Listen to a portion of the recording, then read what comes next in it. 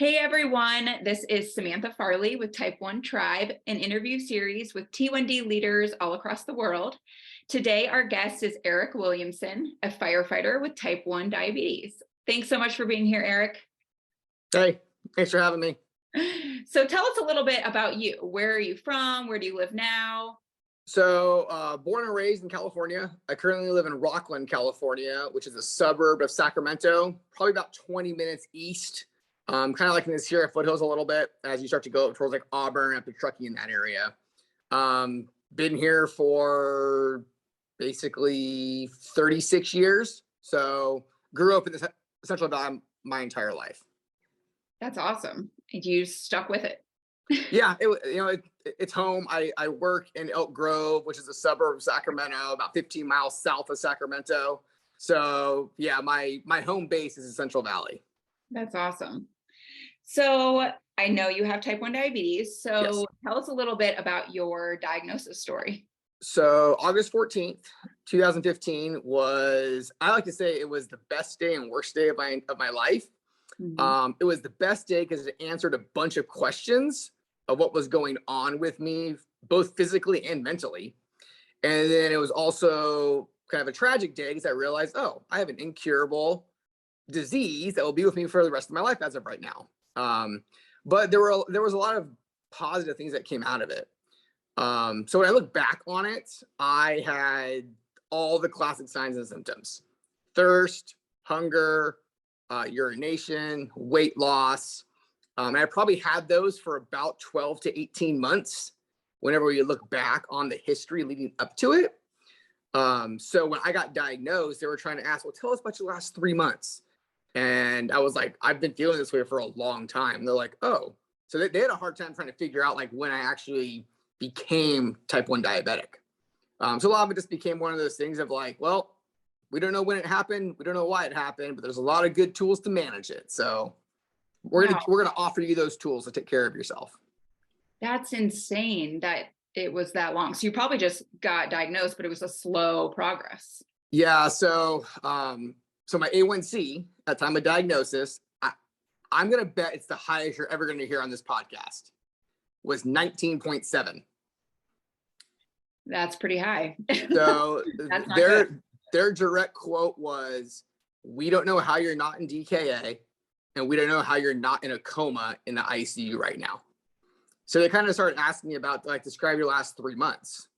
Well, prior to being diagnosed, like we've talked about, I was a pretty active triathlete, and I kind of just like maintained my exercise routine even when I wasn't racing anymore. So their theory was that I was exercising myself out of DKA every day. They're like, we don't know how you've done this. We don't know how you'd be able to maintain this. But the only thing we can think of is you're waking up with super high blood sugar, you're hopping on your bike for 2 or 3 hours, you're coming down to a normal level, and then you're going back up throughout the rest of the day. So that makes sense. And if your pancreas was probably still making a little bit of insulin, so if you're working out, it was probably helping it. Yeah, there was a trace amount still in my body whenever I was officially diagnosed. But yeah, so they said, all right, they're like, well, go home, take some insulin tonight, check your blood sugar in the morning. If you're not coming down, call 911 or go to the ER and get checked into the hospital. So went home, took some insulin, woke up the next morning. I think I was in the 300s. I got a hold of them. They said, okay. They're like, well, it's high, but it's better than it was. So continue doing your insulin regimen that we gave you and keep checking your blood sugar and let us know. So after that, I was like, all right, well, I don't need to go to the hospital, but it just became a daily routine. So you just got your A1C checked by like your primary care doctor?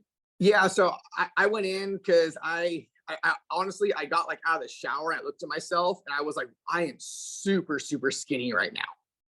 And I was like, I don't look healthy. And a lot of my coworkers were like, you haven't looked healthy for a while, but I just had the blinders up and nothing was wrong.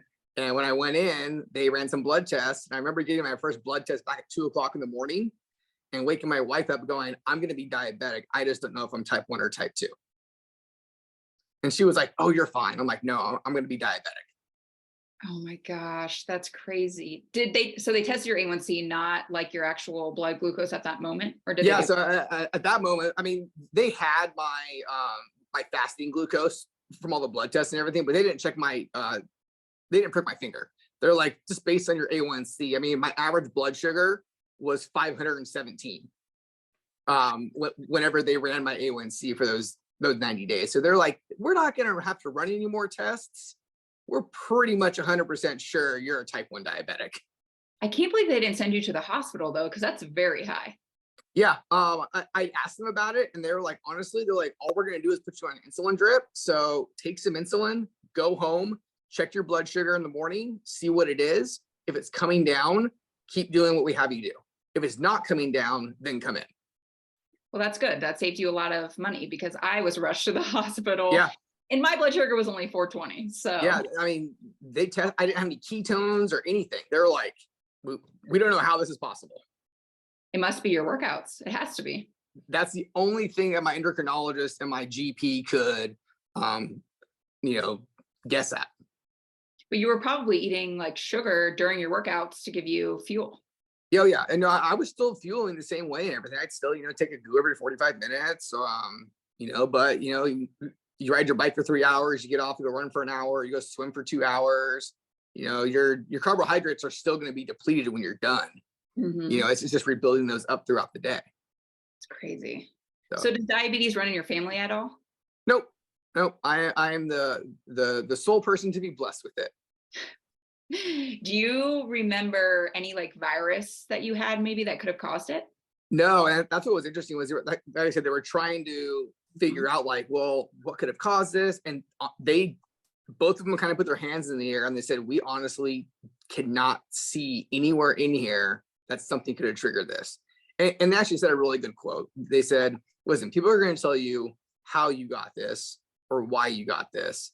And the answer is they don't know. And honestly, we don't know. There's a lot of really good research going on right now. And we're trying to figure out what's actually causing this. Mm-hmm. So it was reassuring to hear that from them. It would have been nice to have I could say, this is what caused it. But it's one of those things to where it's why I say it was the best day and worst day of my life. Something tragic happened, but also some positives came out of it as well. Yeah. I mean, you found a solution to feel better. So yeah, that's good. Absolutely. So how old were you when you were diagnosed? I was 33. So 33. So I'm 41 right now. So it'll be 8 years in August. Wow, that's crazy. So how do you feel about being diagnosed as an adult? Because some people who were diagnosed when they were little think it's easier because that's the way they grew up. Like how is it for you? So I have a very unique perspective on diabetes as a whole, whether it's type 1 or type 2, because of my job as a firefighter. I'm also a paramedic too. So a majority of our calls are diabetic related, whether it's low blood sugar, high blood sugar, people with renal failure, people on dialysis, because diabetes affects every part of your body. All right. So I see a lot of the unfortunate outcomes of mismanagement of diabetes. And I have at the time I had 2 young kids. Now I have 3 young kids. I have a wife, I have a career. So after I was diagnosed, like that day, it's like, I have to make a commitment to myself, both my physical and mental health, to make sure I'm healthy. So it kind of consumed my life for about 6 months after I was diagnosed, to where I was testing my blood sugar 12 times a day. I was testing it every 2 hours to do what's called basal testing, where you kind of figure out how much, insulin to carb ratio, corrective doses, background insulin dosing and everything. So I did that for 6 months of trying to figure out how much insulin does my body need, because we're all different. We all require different amounts of medication to balance everything out. And I'll say that after those last 6 months of doing that, my A1C went from 19.7 and it's averaged 5.7 for the last 7 years. That's amazing. So do you eat? So it was a lot of work. It was a lot of work. I'm sure. I mean, the first year is pretty brutal because you're just learning a completely new lifestyle. Well, you have to think like an organ that thinks independently. Right. So you basically become your pancreas.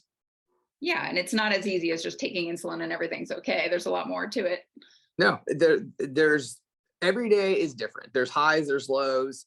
What I like to tell people whether they have diabetes or not, is you can't change the past, but you can learn from it. You can apply it to the present and then move on to the future. And realize you're going to have bad days, you're going to have good days. Embrace the good days, learn from the bad days, but apply everything that you've learned to the future. Absolutely. So do you try to eat low carb or keto, or? It's hit or miss. I will definitely say, even prior to being diagnosed, my wife and I ate a pretty well-balanced diet, a lot of lean meats, vegetables and stuff. Well, the one thing I do a lot since diagnosis is I weigh my food. So if I am going to have carbohydrates, I'll get the food scale out. I'm going to have rice, I'll weigh out my rice. If I'm going to have, pasta, I'll weigh out some pasta. My coworkers are shocked when I show them what a serving size of pasta actually is. And they're just like, don't weigh my plate. I'm like, I won't weigh your plate. Don't worry. Those are two sneaky foods. Like they'll hit you way later. Yeah, I absolutely. My kids and we love making homemade pizza. And I've really like dialed in what our homemade pizza carbs are, like how to extend my dose over, a 4-hour period, so where I'm not getting these crazy spikes. So it's interesting the stuff you learn about yourself and how foods affect your body.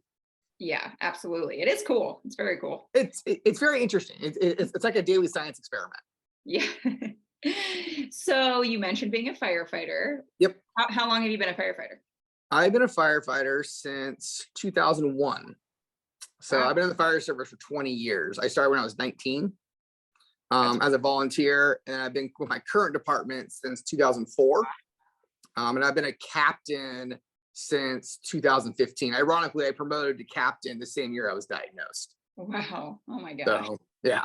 So how was that transition, especially since you were a firefighter before and now after? Yeah. What's so the difference? Probably the biggest difference is they really want to see like how your management is. So after I was diagnosed, I was pulled from the line and I was put into the office for 6 months. And during that time, I was working with our OCMED doctors, and it was showing them data. It was showing them my daily food log, showing them my daily glucose check, showing them my A1Cs, showing them my, at the time, Dexcom data and my Tandem and all that stuff. So really it was showing us like, how well can you manage this? And like I said, during that 6 months when I was in the office was when I was doing all the basal testing and everything. And they saw my levels drop from 19.7 down to 5.7, and it maintained that. And that's really what they wanted to see, was how well are you managing this condition? Yeah. So after 6 months, they said, all right, go back to the fire engine. I said, thank you. That's awesome. So do you have to continue to update them with these numbers to make sure you're fine? Nope.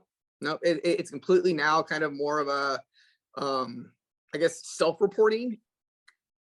We still have annual physicals every year with the department and stuff. And every time I go in, I have to talk to the nurse. Like, yep, I'm type 1 diabetic. Here's what I do. Here's the technology I use. They do blood tests. They see what my A1C is. And they just say, you are doing better than some of your coworkers. So have a good day. Seriously, though. I was like, 5.7, that's a good number. Yeah. Getting hired is a little bit different in the fire service. If you are a type 1 diabetic, there's a few more hoops you have to jump through. But it's still, they really just want to see management. So when I talk to people who are interested in the fire service, whether it's parents, kids, teenagers, adults, I always tell them, like, start collecting data. Make sure you're getting your A1C done every 90 days. Make sure you're going to your endocrinologist appointments and your GP appointments, and you're going to retina and all that stuff. So if you go in and talk to a doctor, you can say, here's my packet. Here's everything I've done for the last 2 years. Because it's really what they want to see, is how well are you taking care of yourself? Yeah, absolutely. Wow, that's fascinating. And then you also mentioned that a lot of your, I don't know, your patients, is that what you call them? They're also diabetic. So does that help, since you are also one, like, to help when you get that call going in and knowing what to do? It definitely gives me a different perspective and gives me more empathy for them, because I have that perspective to be like, hey, like, what's going on? Let's talk. How are your A1Cs? How's this? Are you checking your blood sugar? Are you taking your insulin? Are you taking your metformin? So the perspective is really good, because it's, as you know, it's a daily task. You Yeah. know, it's a daily thing you have to do, and sometimes it's hard to do that daily task sometimes. So being able to connect with them on that level to let them know, hey, I know exactly what you're going through. Talking to parents, about their child that's a type 1 diabetic, and letting them know, hey, like there's a lot of stuff your kid can do. Get them in sports, get them in this, get them in activities, fire service. There's a ton of stuff. So I think my level of empathy greatly increased for our patients after I was diagnosed. Yeah, I bet. And I mean, even if you had an emergency and you had to go, like, now to look for a CGM or whatever, where you might not have known that before. It is funny because we'll go on calls and people are like, Eric, what's this? I'm like, that's just their insulin pump. Just disconnect it. Or it's like, hey, what's this right here? Or we'll grab their phone and, okay, hold on. Okay, so right here it's showing they've been trending low for the last a couple hours and stuff. And we have all our tools to check blood sugars and everything. And we have our tools to treat low blood sugar and even high blood sugar as well. So we'll use our tools as our diagnostic tools, but a lot of times we'll use the stuff they're using because they know themselves best, Right. to kind of ascertain what's actually going on. Wow, that's really cool. So what would you say is like the hardest part for you being a firefighter at work with the diabetes? I would say for myself, I think it would have to kind of just come down to is just it's really just monitoring and managing. That's one of the advantages to Dexcom and honestly Tandem. Those are the two products that I use because they talk back and forth. They do a really good job of regulating stuff. Mhm. The biggest thing really is like trying to find time. Like if I'm on a long fire for multiple hours, I carry I call it my go bag, but it's actually a pocket of my gear that has like some goo, some fast action carbohydrates. And if I get an alert, pound of goo, throw in some glucose tablets or something like that, and then go back to work. So I think Mhm. the biggest thing is just being aware of how I'm feeling, both physically and mentally, during some of those stressful operations. Yeah, I can't imagine that. Because I mean, I work at an office, so it's a lot easier than like being on call and in real life scenarios. A lot of it just comes down to, honestly, is a little bit of preparation. Hmm. Like every day when I get to work, I have my go bag that goes into the fire engine. I know that in my turnouts, my front right pocket has all my stuff in it. On my wildland stuff, my front right pocket has all my stuff in it. I'm very open with all my coworkers. Everybody knows that I'm a type 1 diabetic. They all know where all my stuff is. Uh-huh. I'll definitely say to date, since diagnosis, I've never had a low. So I've been very fortunate in that, to where I've been able to catch stuff before I dip down into that range and everything. And especially at work too. Like at work, I'm very mindful of where my level's at and everything. That's honestly one of the advantages to Dexcom, being able to quickly look at my phone and go, oh, cool, I'm sitting at 120. Let's go on our call. Or we turn the corner, there's a massive column of smoke there. Okay, we're gonna go do some work. Pound of goo, let's go to work. Okay, so you've never had a low, like you've never gone below 70? I've never had a low that required like intervention in terms of like, I mean, we, I was about to be really impressed. oh no, everyone has times where they're below 70, eat something, you pop back up. I've never had a point for required like intervention or anything like that, Okay, that's good. where I couldn't treat myself. Yes. Okay. Whew. I was like, wow, what are you doing? I need to know your tips. Yeah. Oh no, like I talked about the highs and lows. That's just part of it. So what's your favorite low snack? What's your go-to? I have kids. I have fruit snacks everywhere.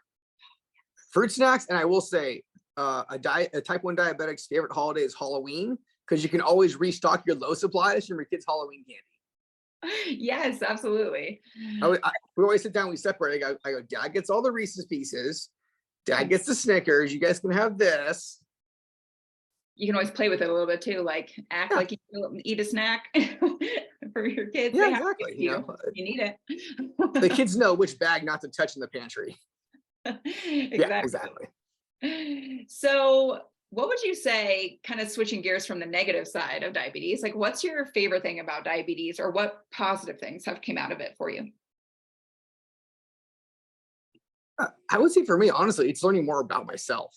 It's learning more about like how my body responds to a lot of things. Whether it's food, exercise, stress, because our liver still produces glycogen. We still get a glycogen dump during stressful situations, exercise. So it's been really interesting to see how different things affect you on a different day. You know, you can eat one thing one day, be totally fine. You eat the same thing the next day and you spike to 200. And you're like, well, nothing changed. Like, what changed in my body internally? So I think that's been really interesting to see how everything's all tied together. You know, your mental health, physical health, your diet, and just how it affects almost every aspect of your day. It does, because if you're high, you feel that, and if you're low, you feel it. Yeah. It is crazy. Yeah, it's very interesting. Yeah. Wow. So you already mentioned using Dexcom and Tandem. Yep. So can you talk a little bit, because I am not on a pump. Okay. Can you talk a little bit about like how they work together and how, because what's it called, looping? Is that what it's called? Yeah. Well, Tide Pod just got FDA approved for a closed loop system. It's the first like quote unquote like independent party to do that. I've been on Tandem and Dexcom. I basically got those about 6 weeks after I was diagnosed. So I've been on those exclusively the entire time, and I love them. Like, they've been key to my management. I tried doing MDI when I was first diagnosed, and with my job, it just really doesn't work. Like, I can't carry an insulin pen with me to give myself a shot of insulin on the fire grounds, but my pump can either decrease, increase, or maintain my insulin levels communicating with my Dexcom. So what's really nice about the G6 and with the Tandem T Slim that I use in their Control IQ function is those two things talk back and forth. So if I am on a fire and it's sensing that I'm going to go below 70 in the next 20, 25 minutes, it'll reduce or stop my insulin delivery altogether. And vice versa, if it senses I'm going to go above 180, 200, 210, it'll give me a little micro dose, and then a little bit more of a micro dose. So it's done a really good job of not only controlling my A1C, but also my time in range. So like my time in range averages about 93%. And that's a lot of the work I did in the past, but also working with the technology. I like to call it a triangle. There's me, there's Dexcom, there's Tandem, and the three of us form a triangle. And by us working well together, everything kind of manages quite well. I love that. That's awesome. Yeah, I know I'm considering a pump for that reason, because it's so nice that it does things automatically for you versus me. If I'm high, I'm like running to find my pen. What I like about the Tandem too is they have several different modes. So like there's exercise mode, so you can turn that on and it's going to reduce the amount of insulin you get. It's preset. So it's set for a certain algorithm. What I did during that basal testing time, I figured out all my basal rates throughout the entire day. So on the Tandem, you can set what are called personal profiles to change the amount of insulin you get at different points of the day. So on my pump, it changes 9 times in a 24-hour period based on, time of day, all that stuff. Wow. So what I did was I created a second profile, which is strictly a run profile.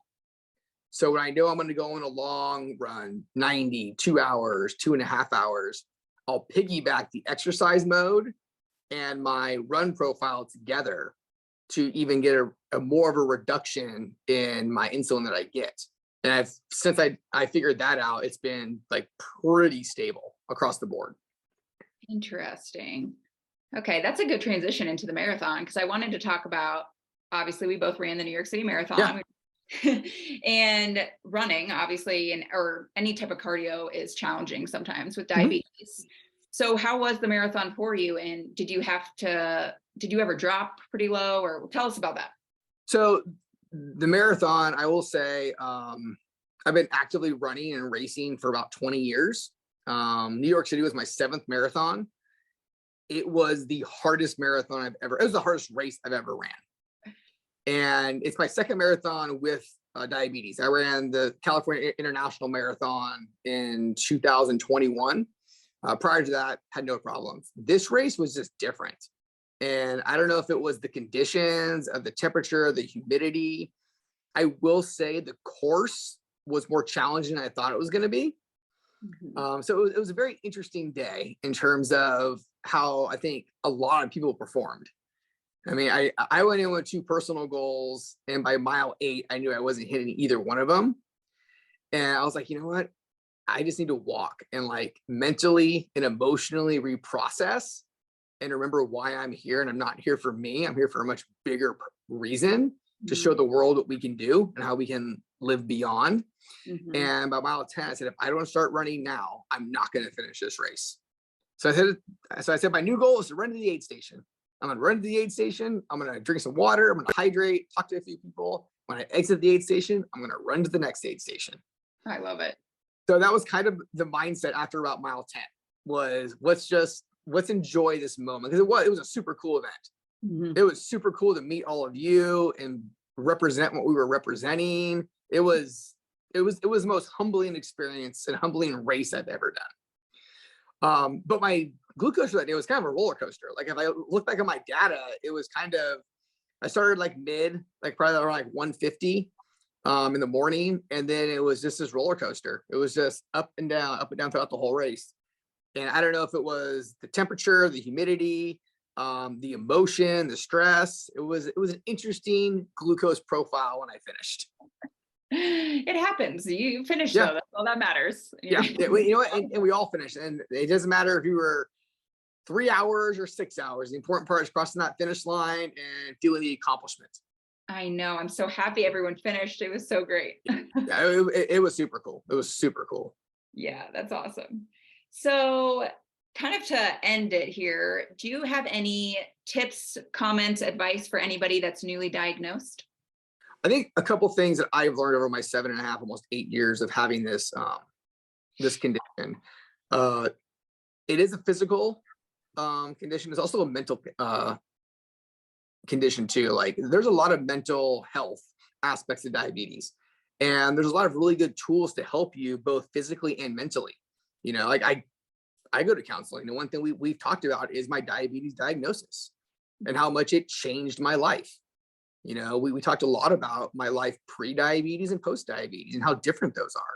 And it's okay to go talk to someone about that because it's a life-changing event.